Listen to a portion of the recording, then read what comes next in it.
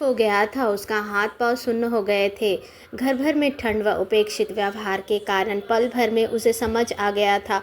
उसे ट्रेन पर बिठाते ही नीलाव ने इन लोगों के आगे वह सारा सच उगल दिया था जिसे वे दोनों आज तक अपनी परछाई से भी छिपा कर रखते थे। माँ ने क्या आग उगली, जीजी ने क्या दंश दिए, सब बेमानी हो गए थे। नीलाव के विश्वासघात के आगे अपना वश नहीं चल रहा था।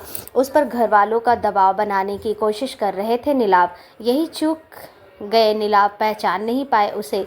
वह तो उसी क्षण उसी रात पूर्ण रूपेण माँ बन गई थी। बेटे की ममता भी कहीं अधूरी होती है। अब शरीर में कुछ दोष है तो इन्हीं की से जान की सेवा के लिए परिवार व नीलाव कौन होते हैं रोड़ा अटकाने वाले। यह तो नहीं हो सकता। एक दिन अचानक अनजान बालक को गोद में डाल दिया और कहा, यह लो बेटा बना लो। फिर कह दिया, यह बेटा नहीं हो सकता, छोड़ आओ कहीं। वह हैरान थी कि कमी उजागर होते ही बेटे पर जान न्यौछावर करने वाला पिता इतना कठोर हृदय कैसे हो सकता है। का पाप है।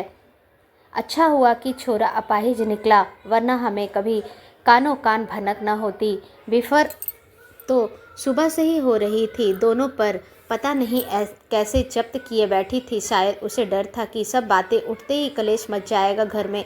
सब रोने विशुरने, विरोध व विद्रोह के स्वर इतने ऊंचे न हो जाए कि उनकी गूंज बुआ के घर एकत्र हुए मेहमानों तक पहुंच जाए। सबको पता था कि वह आई हुई विशेष तौर पर समारोह में सम्मिलित होने बिफर कर रही थी। वहां जाने के इनकार कर देती और बिरादरी में माँ सबको क्या बताती। उसके न जाने के कारण सिर झुकाए बैठी वह सोच रही थी कि यदि सोनू की माँ कुछ अता पता होता तो नीलाव अवश्य ही उसे वापस लौटा देते बच्चा। पर वह फिलहाल अनजान लड़की तो आसन्न प्रसवा थी।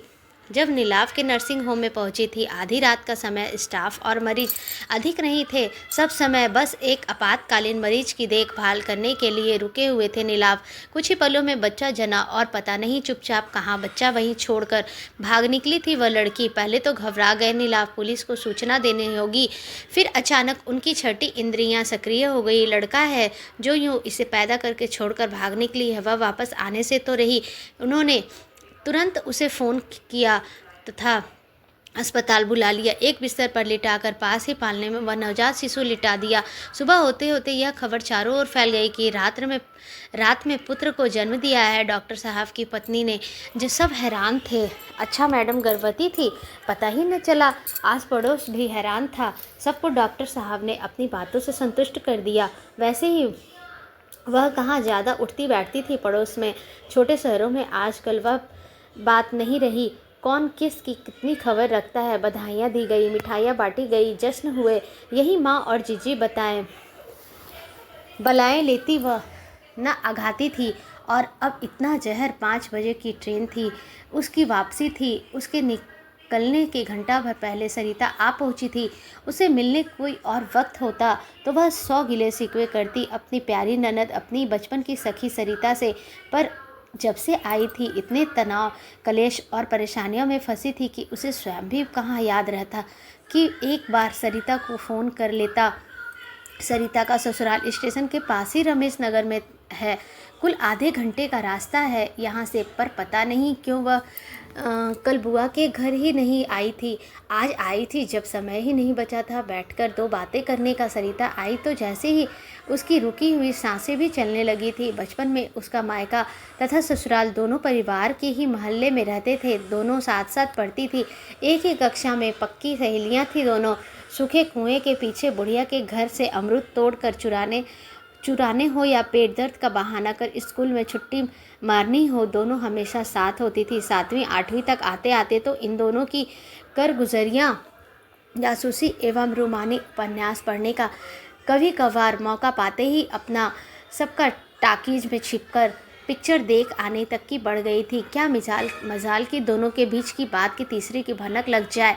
उसके बीच साथ छूट गया था। सरिता के पिता का तबादला हो गया था। बाद में जब किसी बिचौलिए की सहायता से सरिता का रिश्ता नीलाव के लिए आया तो सब स्वीकृति की मुहर इसलिए लगाई कि कभी दोनों परिवार एक दूसरे के साथ एक ही मोहल्ले में रहते थे, जानते हैं एक दूसरे को। दूसरी और वह भी डॉक्टर पति होने पाने से भी अधिक प्रसन्नता उसे सरिता को ननद के रूप में पाने की हुई थी। आज तक बदला नहीं है वह रिश्ता। यह बात छिपी तो नहीं किसी से, फिर भी जीजी ने उस पर दबाव बढ़ाने के लिए सरिता को बुला भेजा है।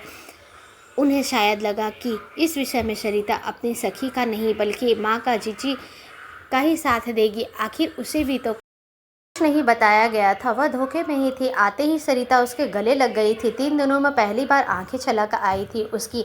आंसू की शायद तभी बहते हैं जब कोई पूछने वाला हो सामने। उसे इतना बड़ा सच छिपाया था सरिता से भी, पर उसे जरा भी बुरा नहीं लगा था। उसने तो अहमियत ही न दी थी इस बात को। जिस बात को जानने का कोई कारण ही ना हो, उसे न भी बताया जाए तो क्या हर्ज है। सबको सुनकर कहा था सरिता ने, वे सब बड़े हैं तो क्या दूसरे को सिर झुकाकर उनकी